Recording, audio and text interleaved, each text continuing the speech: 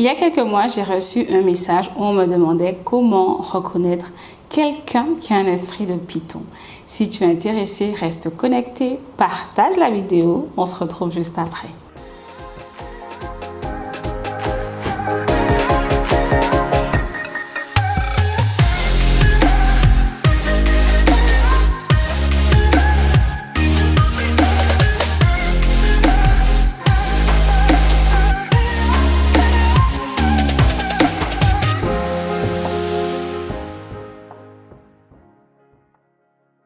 Alors, il est fait mention de l'esprit de Python dans Actes 16, dans la version Louis II. D'autres versions en fait l'ont traduit par esprit de divination. Et le texte dit ceci: comme nous allions au lieu de prière, une servante qui avait un esprit de Python et qui, en devinant, procurait un grand profit à ses maîtres, vint au-devant de nous. Donc, un esprit de Python, c'est avant tout un esprit de divination. Ça veut dire que c'est quelque chose qui peut paraître prophétique, ça peut paraître être une parole de connaissance, ça peut paraître être une parole de sagesse. Mais la vérité, c'est que le Saint-Esprit n'est pas l'auteur de cette parole et c'est un esprit qui anime la personne, qui est à l'œuvre et qui te donne ces paroles-là. 1 Jean 4,1 nous dit: bien-aimés, n'ajoutez pas foi à tout esprit, mais éprouvez les esprits pour savoir s'ils sont de Dieu, car plusieurs faux prophètes sont venus dans le monde. Donc, un esprit de divination peut ressembler à se méprendre à quelqu'un qui a le don de prophétie, comme je le disais, parole de connaissance, parole de sagesse. Cette personne peut dire des choses qui sont vraies, parce que dans Actes 16, elle disait c'est des serviteurs de Dieu, c'était la vérité. Dans ce cas en particulier, elle suivait l'apôtre Paul en criant à lui, à qui voulait l'entendre plutôt que voilà, Paul, c'est un serviteur de Dieu. Donc quelqu'un qui a un esprit de Python peut même autour d'elle, avec les personnes avec lesquelles elle est en contact, parler de toi, dire que tu es un serviteur de Dieu, que tu es un enfant de Dieu, que tu es vraiment converti. Et cet esprit-là aura raison, parce que les esprits méchants savent qui est converti et qui ne l'est pas. Pourtant, à la fin du récit, Paul se retrouve en prison parce qu'il a confronté cet esprit-là. Donc, l'esprit de Python ou de divination a pour objectif, c'est de nuire aux véritables serviteurs et servantes de Dieu. Mais le truc, en fait, c'est que ça ne se voit pas systématiquement tout de suite, particulièrement dans nos églises où on met vraiment l'accent sur les dons de l'esprit, en particulier des dons comme les paroles de connaissance, les visions, les rêves, tout ce qui est entre guillemets prophétique. Donc au début, on peut penser que c'est Dieu parce que la personne dit des choses qui sont vraies. Donc c'est pas parce que quelqu'un t'a dit quelque chose qui s'avère être vrai que ça veut dire que c'est le Saint-Esprit qui a parlé. Il faut vraiment faire preuve de discernement. Mais at the end of the day, comme disent les Anglais, ce type de relation finira par porter atteinte à la crédibilité du serviteur ou de la servante de Dieu.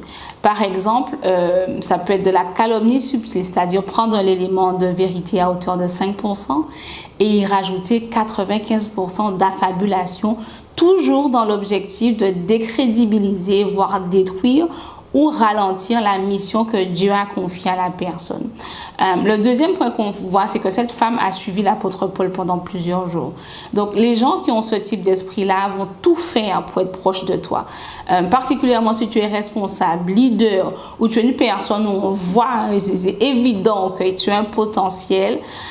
Tu sentiras en fait que ces personnes-là vont vouloir avoir ton attention, rentrer dans ton cercle fermé, faire partie de ceux qui te conseillent, qui t'a proposé de t'aider en disant que Dieu leur a dit alors que Dieu n'a jamais dit. D'accord? Donc, il faut faire attention parce que tu n'es pas un aimant qui doit attirer n'importe qui. Ok? Donc, fais attention, le discernement est de mise particulièrement dans ce contexte qui est avoir quelqu'un autour de soi qui a un esprit de Python, parce que moi, en tout cas, à titre personnel, la vie m'a appris qu'il faut observer quelqu'un au moins pendant 5 ans. avant de l'accepter parmi tes proches, en fait. C'est-à-dire que c'est quelqu'un à qui tu as vraiment confié des choses personnelles. Tout le monde n'est pas une bénédiction et certaines personnes, ce sont des esprits de python déguisés en personnes qui ont à cœur de t'aider pour détruire ou entacher ce que Dieu t'a donné. Et seul le temps, en fait, il n'y a que le temps qui va révéler le véritable caractère des gens. Est-ce que c'est quelqu'un qui est opportuniste? Est-ce que c'est quelqu'un qui a un esprit de python? Est-ce que c'est quelqu'un qui est jaloux? Ce sont les circonstances de la vie qui révéleront toujours qui est qui. Alors, comme disent certains, shine your eyes. Donc, ça veut dire, ouvre bien les yeux, ne sois pas prompt à accepter tout le monde dans ta vie. Donc, comment se prévenir de quelqu'un qui a un esprit de python? Premièrement, demande toujours au Saint-Esprit de te montrer qui est qui. Le Saint-Esprit ne peut pas se tromper. Peut-être qu'il ne te dira pas exactement que la personne a un esprit de python, mais il te dira garde des distances, ne la laisse pas approcher dans ton cercle fermé, etc., etc. Il te montrera des choses, il attirera ton attention et tu sauras si tu dois mettre, comme je le disais, des distances avec la personne ou la garder en observation. Il faut garder les gens en observation comme à l'hôpital. Deuxièmement, ne recherche pas les prophéties et les confirmations à l'extrême. Apprends à développer ta relation avec Dieu au travers, et je me répète encore, de l'étude de la parole de Dieu, de la prière. Ne sois pas un chrétien vagabond qui va partout en cherchant des confirmations, des paroles prophétiques, des choses comme ça. En fait, tu dois, parce que toi aussi tu as le Saint-Esprit, parce que toi aussi tu es une habitation de Dieu en esprit, tu dois pouvoir discerner la voix de Dieu. Dans l'évangile de Jean, Jésus nous dit que mes brebis connaissent ma voix. Es-tu une brebis du Seigneur ou un bouc? Si tu es une brebis du Seigneur, tu dois pouvoir discerner la voix de Dieu. Il peut effectivement utiliser quelqu'un pour envoyer une confirmation. S'il le fait, gloire à Dieu. S'il ne le fait pas, gloire à Dieu. Tu dois apprendre à marcher avec Dieu. Et le troisième conseil, ce serait ne sois pas prompt à faire de toute personne qui dit avoir à cœur de t'aider, de te soutenir, ton ami. Encore une fois, observe. Le temps révèle toujours qui est qui. Et sois sensible aux alertes du Saint-Esprit. Sois prompte à prendre de la distance. La vie m'a appris, moi je te dis, observe. 5 ans, je trouve que c'est bien. 5 ans à observer quelqu'un, 5 ans à voir s'il y a un truc qui va péter ou pas dans la relation. Ça te permet en fait de voir et le cœur de la personne va parler à un moment ou un autre en ce qui te concerne. Et tu seras surprise.